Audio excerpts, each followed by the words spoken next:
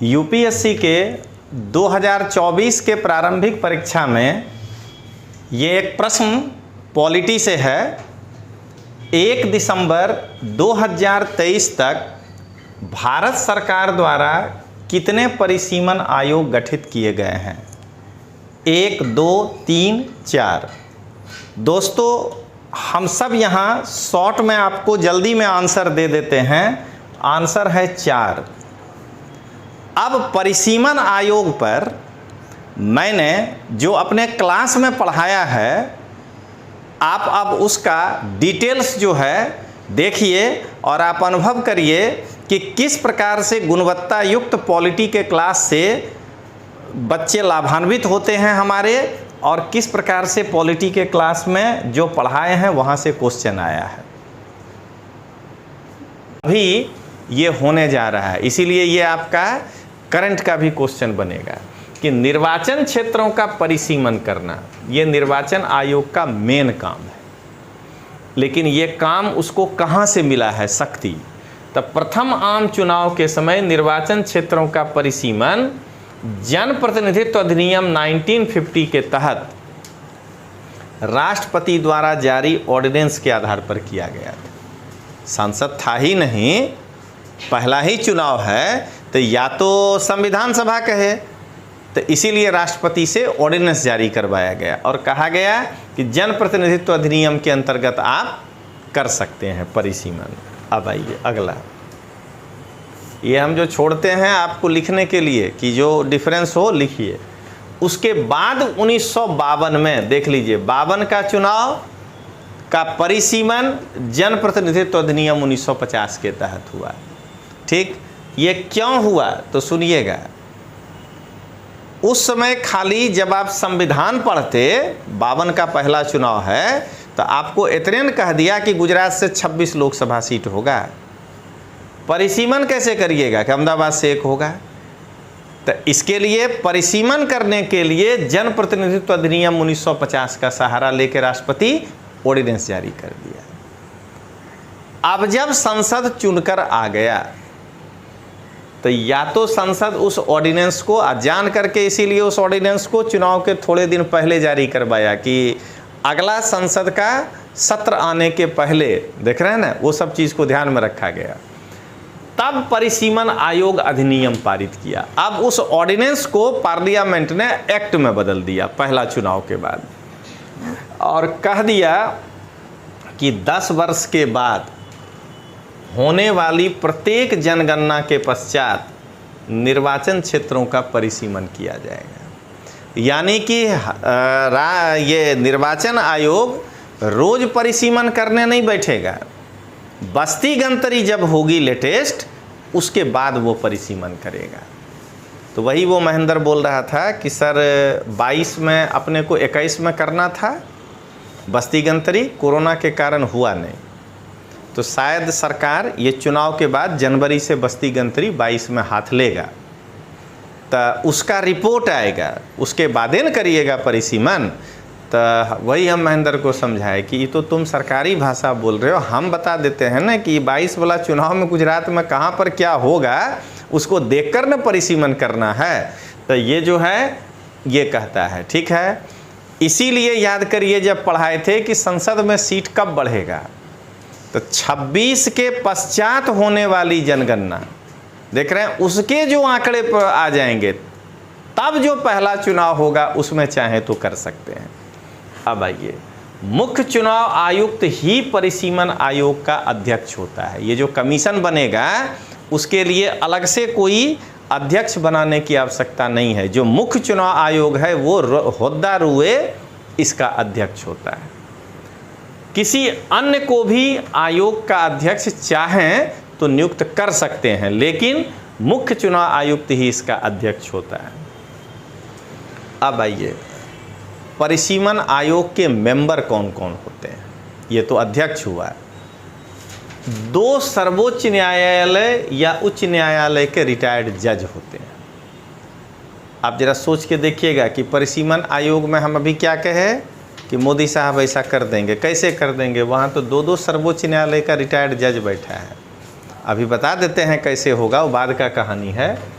आयोग की सहायता के लिए प्रत्येक राज्य से 2 से 7 तक प्रतिनिधि सदस्य होते हैं, जो उस राज्य के संसद सदस्य या राज्य विधायिका के सदस्यों में से चुने जाते हैं। गुजरात के लिए जो परिसीमन आयोग बनेगा, ये 2 गुण जज बाहर से आएगा। जब 2600 सीट जो है मोदी के पास है, तो लोकसभा में से जिसको चुनिएगा, क्या देख रहे हैं, उस राज्य के संसद सदस्यों या राज्य विधायिका के सदस्यों में से चुने जाते हैं। तो 26 में से 7 सदस्य चुनने में 2 से 7, अगर आप 3 मान लीजिए लोकसभा सदस्य चुनिएगा या 4, तो चारों बीजेपी का होगा। और 3 जो चुनिएगा विधानसभा में से, तब पक्का 2 अपना पार्टी का ही चुनिएगा। एगो दिखाने के लिए जिग्नेश मेवानिक चुन लेते हैं कांग्रेस के तरफ से, तो उस 7 में 6 तो इनका ही आदमी बैठेगा। अब आइए, परिसीमन के मामले में आयोग का निर्णय अंतिम है, इसके लिए आप न्यायालय नहीं जा सकते हैं। मतलब जो वो दहगाम को ख़त्म किया, तो आप उसके लिए कोर्ट नहीं जा सकते हैं। ये जो निर्णय लेगा ये अंतिम होगा। ना ही ऐसे आदेश जब लोकसभा या राज्य विधानसभा के समक्ष रखे जाते हैं तो वो कोई संशोधन करेगा। मतलब परिसीमन आयोग जो रिपोर्ट दे दिया, तो उस पर लोकसभा या राज्य विधानसभा कोई संशोधन भी नहीं कर सकता है। ये निर्वाचन आयोग का अंतिम अधिकार है। परिसीमन आयोग के निर्णय को यानी ना तो किसी न्यायालय में चुनौती दी जा सकती है, और ना ही उसे लोकसभा या किसी राज्य विधानसभा में संशोधित किया जा सकता है। यानी परिसीमन आयोग का निर्णय अंतिम है, ठीक है ना। जो वो करके जाएगा वो फाइनल है। अब बताते हैं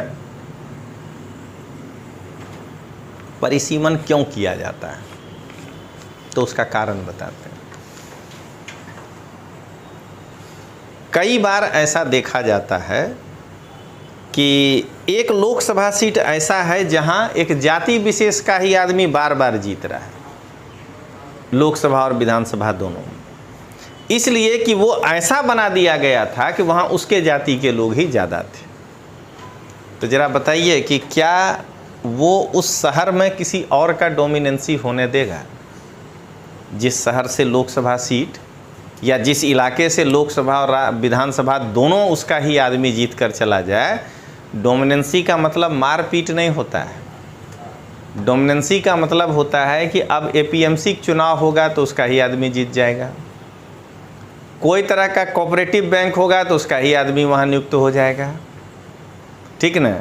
मान लीजिए कि कोई मॉल वॉल ही बन रहा है, तो वो उसको बिल्डर को कह के कि अरे इसको 2000 रुपया छोड़ दो, जीरो नहीं करवाएगा, वो बिजनेस ही हो रहा है, लेकिन क्या तुम 7000 रुपया स्क्वायर फीट ले रहे हो, मेरा आदमी है 5000 स्क्वायर फीट में दे दो। यानी दुकान भी ज़्यादा खरीद लेगा, उसी के जाति का व्यक्ति खरीदे या नहीं खरीदे। गरीब है तब वो लारी लेके उसी जाति का है खड़ा हो गया, कुछ कहोगे कहेगा कि एमएलए साहब से फ़ोन करा देते हैं। तो क्या देख रहे हैं, इसको कहते हैं डोमिनेंसी, कि इकोनॉमी पे भी कब्जा, पॉलिटिक्स पे भी कब्जा, सब चीज़ पर। इसलिए परिसीमन किया जाता है कि किसी जाति विशेष का उस पर डोमिनेंसी नहीं रह जाए।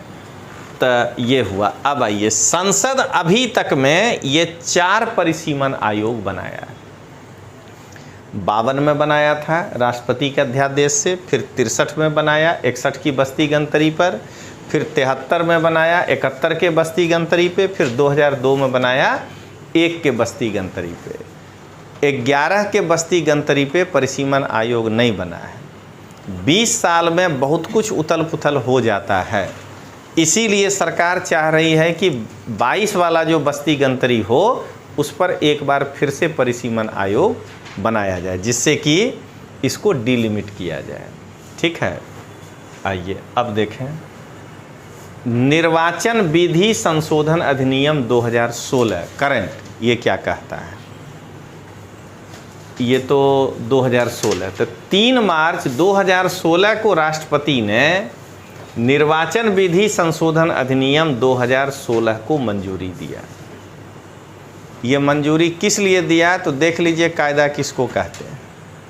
31 जुलाई 2015 को शेख हसीना के साथ बैठ के जो एरिया बदल लिए थे कि मेरा इतना एरिया बांग्लादेश में और आपका उतना एरिया यहाँ, तो तो पता चला कि रहेगा उधर, लेकिन ये पास नहीं करिएगा तो कहेगा वोट देते समय हम इधर आ गए।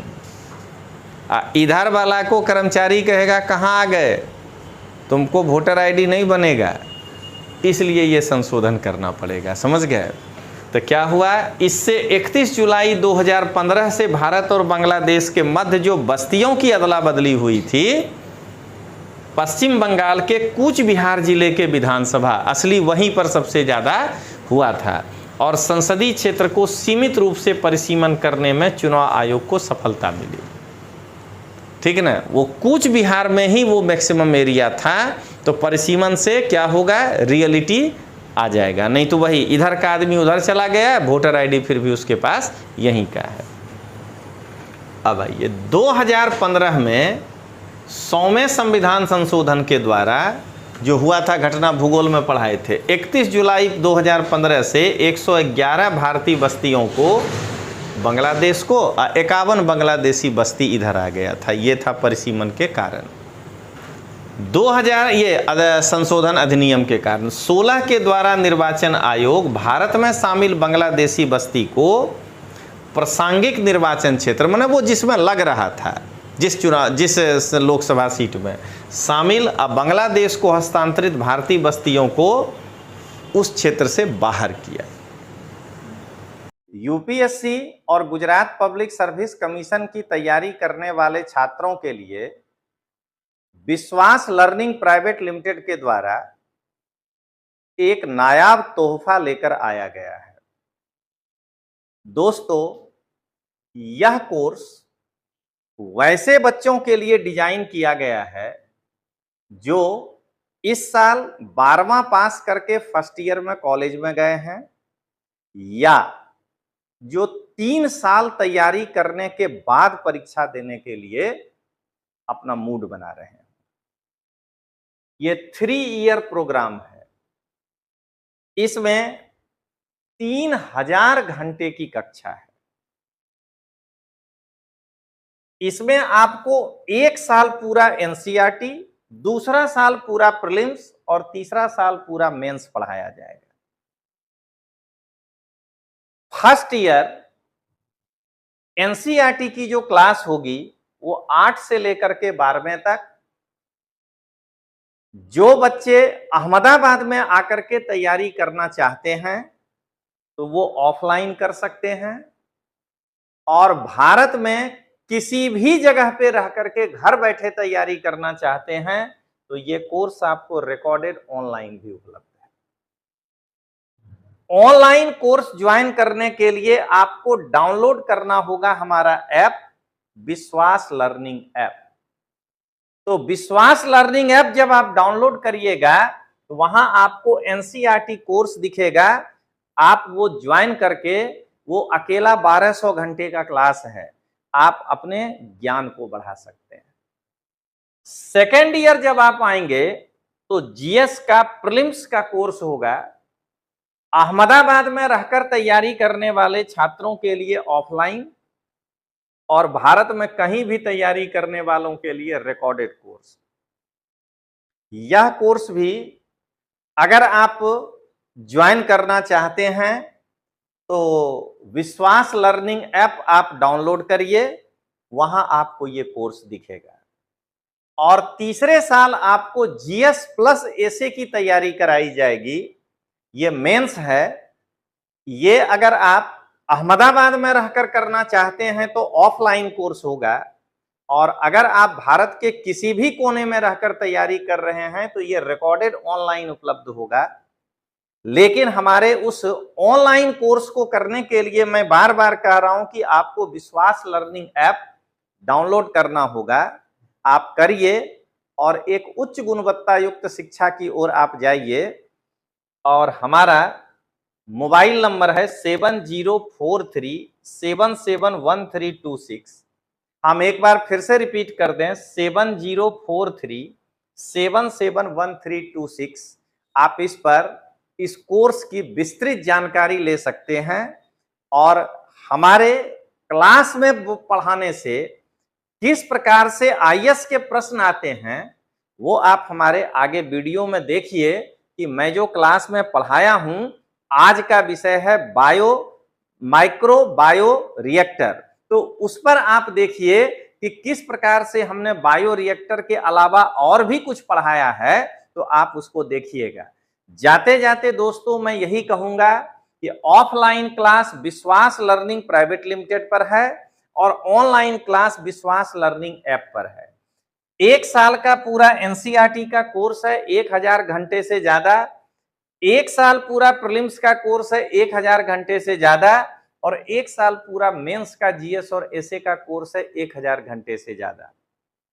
तो अब अगर आप अहमदाबाद के आसपास के हैं तो अहमदाबाद में आके ऑफलाइन क्लास कर सकते हैं, और अगर आप भारत के किसी कोने में हैं तो आप ऑनलाइन क्लास कर सकते हैं।